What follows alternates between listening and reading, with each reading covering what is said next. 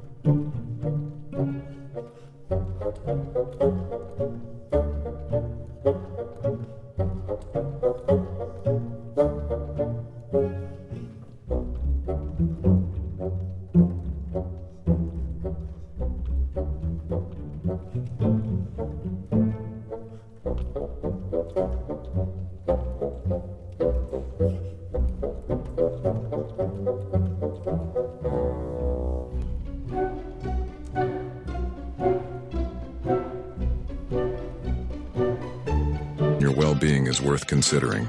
Our third category is refined grains and snacks. Think of instant noodles, classic white bread, packaged cookies, and those irresistibly crunchy potato chips. During the refining process, the most nutritious parts of the grain, the bran and germ, are stripped away, leaving behind mostly starch. This means they lack the essential fiber, vitamins, and minerals that our bodies need.